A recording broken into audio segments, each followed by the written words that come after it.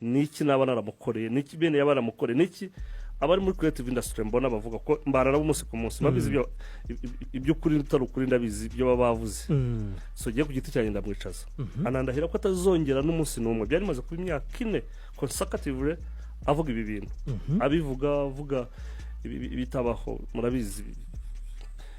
birenze kwemera ko umwana w'umuntu simbivuga ahangaha kuko ndacyanasaba yuko nabira biganiro byashyizweho byazavaho abana bacu ntibazabibone barimo barakura so rero nagireje ngiye kumwegera agiye mu Yoboka Rex ndetse akananyemera ko bitari bwongere ko the next day akongera agakora ibidasanzwe iryanyuma nkuko nkubwiye nagiye kuri radio yitwa Isibo no CEO wayo kabana na Jado aramuhamagara twicara mu office ye muricarana gutya wenda hari kuntu abantu babyumva hano kuri ku ma media bakibaza yuko ari ibintu byatunguranye ntago ariko byaga bitunguranye wenda turi kuri radio ariko ababikurikira babibona ari n'amafoto yanjye nawe turi mu kiganiro kwisibo muri kumwe turi hamwe muri kwiyunga cyangwa yagutumye mu kiganiro ngiye ari ngiye wahamagaye umuyobozi wa radio ndamubwira rero aje kuri radio kuyikorera aracyakomeza gukora ibintu kuri YouTube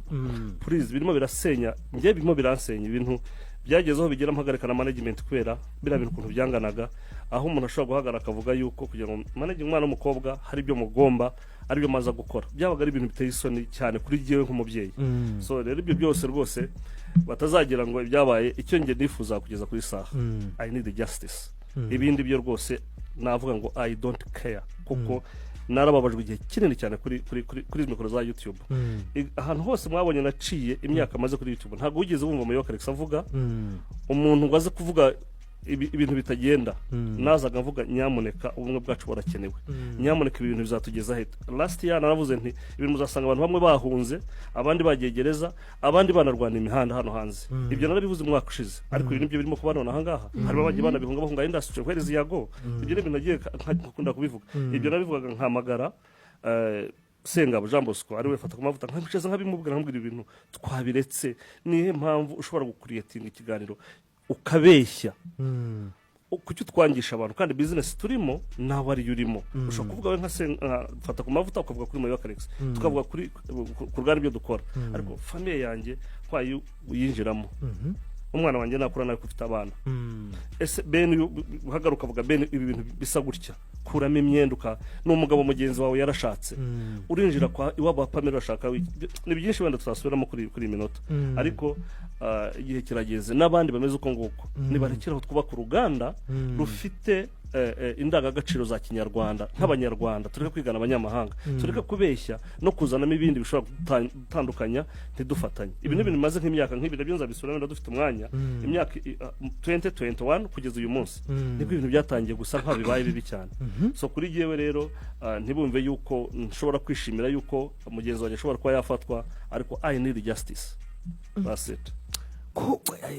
yashakaga ubutabera twavuga ko wenda ubonye ku buryo wanatanga n'izo mbabazi manager iyo mvuze ngo I need justice nkeneye ubutabera so ndabazo kuzitanga uzitanga ariko ubutabera bwanabonetse nabaza kubona ubutabera kwera yuko abantu bakomeje kubivuga nkaceceka abantu bakajya bagatukana ariko ntibazi nkuko nabibabwiye inshuro nahuye nafata ku mavuta Jembo mbonye amafoto nawe nabyemera by the way yego ariko yaragarukaga mu gitondo akazakora ibindi nabandi bafatanyije nawe kuko ibi ndabivuga kubera yuko sinigeze ngira nicyo bitangaza no kuza guceceka ariko remsey kubera yuko akenshi baraza ko risino ryamo yuko riragarutse ariko ngiye kugira ngo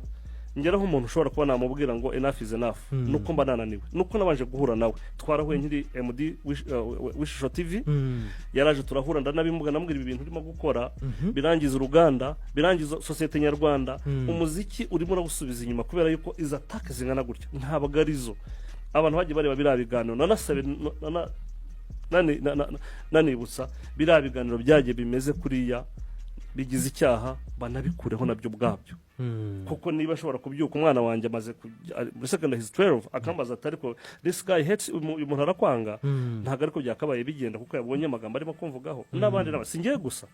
kuko nibaza kureba abantu bagiye batanze ibirego kuri uriya mugabo ni benshi cyane ariko nibareke kubera ko ya elema ya Yoboka Rex ben gusanga rero bavuga ntago babikwiye kabisa nabandi ndabivuga nabandi barimo gukora bino bintu birimo bituma uruganda rwangirika ibigize byinshi byo kuvuga birahari why awe tugerageza gufata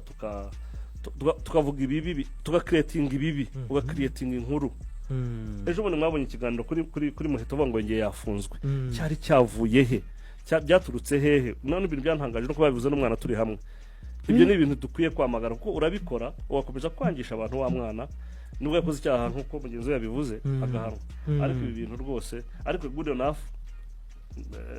itegeko ryaratwumvise gutaka kwacu, ubusabe bwacu mbere yuko byose biba nuko habanje ko yewe ubwanjye ntabwo nimbivuga ni byinshi nzasobanura kandi bapromise ngo nzasobanura. Nagiye na message zanjye nafata ku mavuta mbimubwira nti nyamuneka ibintu n'ibyiki, ibintu wabyihoreye tuvuye i Burundi namuhamagaye twaricaye. Anyway